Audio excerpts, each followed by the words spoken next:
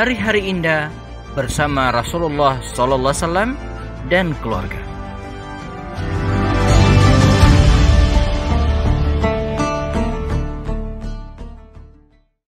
Assalamualaikum warahmatullahi wabarakatuh. Alhamdulillahi wa kafa. Asyhadu an la ilaha illallah. Asyhadu anna Muhammadan abduhu wa rasuluhu al-Mustafa. Wa ala alihi wa sahbihi wa mawala. Dalam kitab Adabul Mufrad ya, Imam Bukhari, dan kemudian dalam Sunan Abu Dawud juga disebutkan ya,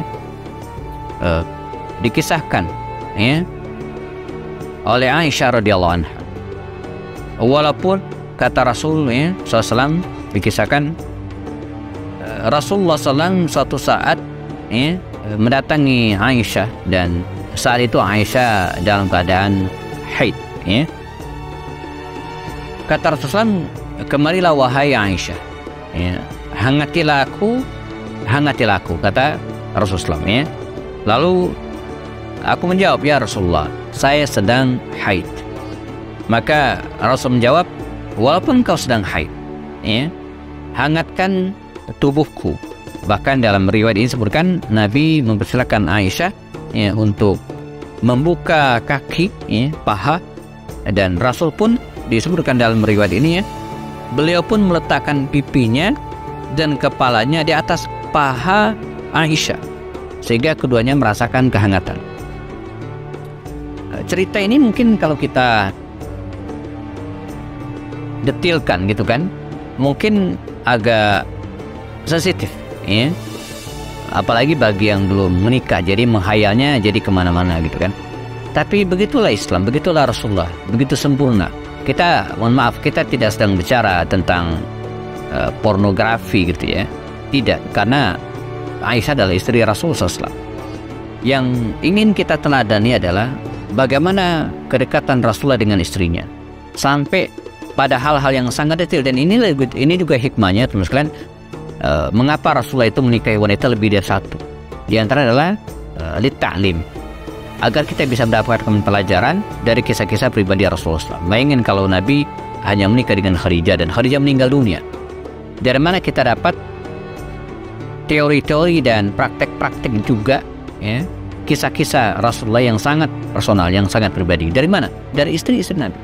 Termasuk kisah ketika Rasulullah mencari kehangatan dari tubuh Aisyah. Aisyah sedang haid dan jelas mereka tidak bisa berhubungan sesama suami istri. Tapi itu tidak kemudian membuat mereka berjauhan ya, tidak saling memberi kehangatan dan kemesraan, tidak. Bahkan Rasulullah menempelkan pipinya di paha Aisyah tanpa alas ya, menempelkan pipinya dan menidurkan kepalanya di paha Aisyah, mencari kehangatan. Ini sosok Rasulullah mulia ya, orang yang menjadi khairun nas ya, orang yang paling mulia di muka bumi ini, yang kisahnya banyak ditelaah dan menjadi teladan bagi kita hari ini. Nah, apa yang bisa kita lakukan belajar dari kisah Rasulullah ini, teman sekalian, bahwa mendekati istri ya, berdekatan dengan istri, mencari kehangatan ya, walaupun istri datang bulan seperti dikisahkan tadi, ini satu hal yang mungkin, sangat mungkin ya. Sering saya ulang-ulang dalam video-video sebelumnya, walaupun yang dimaksud dengan romantisme itu bukan hanya berhubungan suami istri, bukan ya, tapi ketika kita bisa duduk bersama dengan istri kita berdua ya, saling berpegangan tangan, mungkin saling menyuapi ya, memberikan, melamuri minyak wangi ke tubuh masing-masing, menyisiri, mandi berdua, minum segelas berdua. Ini kisah-kisah romantisme ya. Jadi pisahkan ya. Jadi yang romantis itu bukan hanya ketika seseorang dengan istrinya akan berhubungan saja, bukan hanya itu. Dan ini harus menjadi keseharian, termasuk Rasulullah SAW. Karena itu dalam riwayat tadi, kalau kita lihat teks yang lain teman-teman sekalian ya, selain Rasulullah juga tidur di pahanya Aisyah, maka disebutkan dalam riwayat Imam At-Tirmizi ya, Aisyah menuturkan seringkali baginda Rasulullah SAW mandi junub ya, Nabi mandi junub dan dingin. Nabi keluar dari tempat mandi dalam keadaan dingin, kemudian beliau datang dan mencari kehangatan dari diri ya, mencari kehangatan diri denganku, dan aku pun mendekap beliau ya, sedangkan waktu itu aku belum mandi junub ya. Jadi mendekap suami mendekap istri. Nah, untuk yang ini mungkin di tempat-tempat terbatas mungkin gitu ya. Jadi sekali lagi mendekap suami bukan hanya muqaddimah ketika akan berhubungan suami istri, enggak ya. Bagi yang ini sedikit ya, disensor sedikit gitu ya. Bagi yang punya rumah yang sudah terkondisikan, misalnya yang anak-anak tidak ada di situ, misalnya pembantu juga nggak ada, ya harus lihat-lihat waktu juga ya. Mendekap istri dan kemudian mencium istri itu tidak mesti di tempat tidur ya. Jenda-jenda romantis seperti ini teman sekalian bisa dilakukan di ruang tamu ya, asal nggak ada orang gitu ya. Bahkan ketika masak, istri sedang masak sekalipun gitu kan, memegang pundaknya, memeluk dia dari belakang, mencium tepuk dari belakang. Ini kisah-kisah romantis yang kemudian bisa kita laksanakan hari ini. Dan itu semua kalau kita lakukan dengan ikhlas, dengan penuh kasih sayang ya, insya Allah akan menambah romantisme dan harmonisasi dalam rumah tangga, memberikan kejutan-kejutan ya, fisik kepada istri kita ya.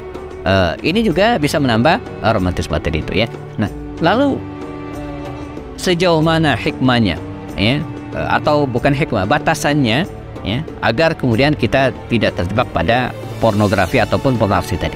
Kita coba bahas detail setelah yang berikut ini. Jangan kemana-mana, tetap bersama kami di program serial orang-orang hari-hari indah bersama Rasul Sallallahu Alaihi Wasallam dan keluarga.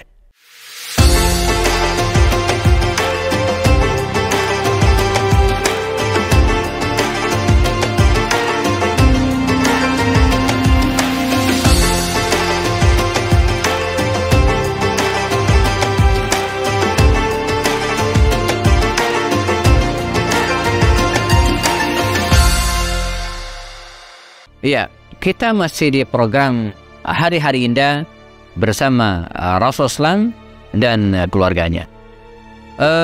Aisyah mungkin barangkali di antara sekian banyak istri Rasulullah yang menuturkan tentang kisah-kisah romantis ya, Rasulullah dengan beliau dengan istrinya ya. Tapi bukan berarti tidak dengan yang lainnya. Ya, karena kita menemukan juga kisah romantis Rasulullah dengan Sofia, kisah romantis Rasulullah dengan Maimunah bintul Haris, bahkan dengan seorang Ummu Salamah radhiyallahu anha ya. Nah, termasuk diantaranya kisah bagaimana Rasulullah memeluk istrinya, mencari kehangatan dengan istrinya ya. Nah, pertanyaan sebelum kita break tadi adalah apa batasan-batasannya? Batasan-batasan ketika kita melakukan hal seperti ini. Teman sekalian yang berada, kita berada di negara timur ya. Karenanya tetap harus menjaga adat etika di tempat keramaian. Ini koridornya begitu kira-kira ya. Jangan sampai muncul fitnah ya, atau kemudian berdampak negatif terhadap pendidikan anak-anak kita. Ini penting. Jadi romantisme tadi ya, harus ada batasannya. Jadi ada yang bisa dilakukan di tempat umum, ada juga yang tidak ya. Kalau sekedar berpegangan tangan, lalu kemudian berbagi makanan ya, atau kemudian saling menyuapi, mungkin ini bisa dilakukan tempat umum dan bisa dilihat oleh siapapun ya. Tapi kalau yang lebih dari itu, misal berpelukan misalnya, atau kemudian mencium istrinya ya, nah ini harus ada batasannya ya. Walaupun mungkin di negara-negara barat mungkin saja hal ini terjadi, bahkan bukan pasangan suami istri. Kita kenal ada cipika-cipiki yang bukan suami istri, jelas ini tidak dibenarkan ya. Jadi tetap harus jaga etika dan adab ketimuran kita ya. Adab dan etika kita sebagai seorang muslim gitu ya. Jangan sampai muncul fitnah. Jadi harus tahu diri di mana kita menempatkan dan melaksanakan ya hal-hal yang berbau romantis dan harmonis tadi ya. Ini koridor pertama, perhatikan tempat dan waktu. Kemudian koridor yang kedua, teman sekalian, lagi-lagi ini penekanan harus jadikan sebagai sesuatu yang biasa. Nanti sebagai sesuatu yang dilakukan secara biasa, dia kan nggak akan norak ya. Tapi kalau tidak dilakukan dengan biasa, dia akan norak.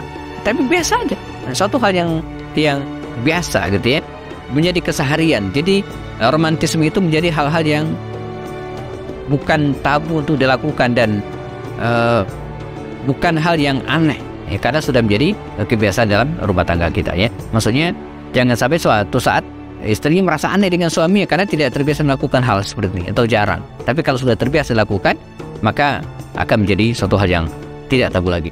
Dan ini berbanding terbalik. Ketika kita bicara tentang romantisme, teman-teman, bukan hanya suami terhadap istrinya, tapi juga sebaliknya, istri terhadap suami. Ya.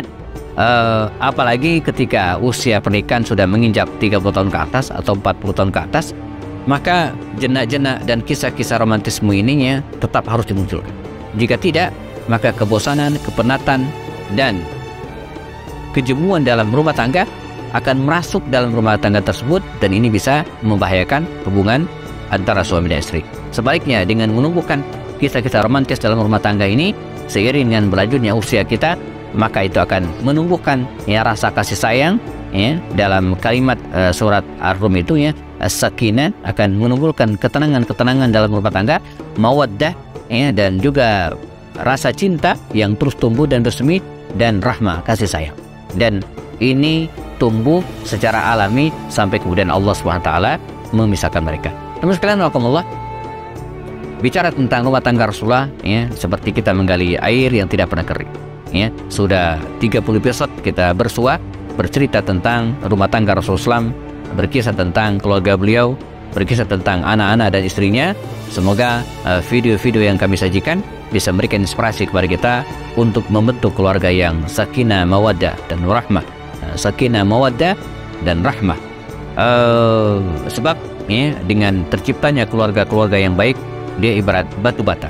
Semakin kokoh batu bata tersebut, maka akan semakin kuat peradaban yang bisa kita bangun. Demikian juga dengan keluarga. Semakin kokoh keluarga yang kita bentuk, ini akan menjadi susunan tersendiri dan akan membentuk peradaban yang kuat juga. Insya Allah kita mulai dari keluarga kita, lahirkan keluarga yang kokoh, maka insya Allah peradaban akan tegak. Demikian, semoga bermanfaat. Mohon maaf atas segala kekhilafan. Kami menunggu kritik, saran dari Anda semua, dan jazakumullah atas kesertaan menyaksikan video kami ini. Mohon maaf jika ada kekurangan.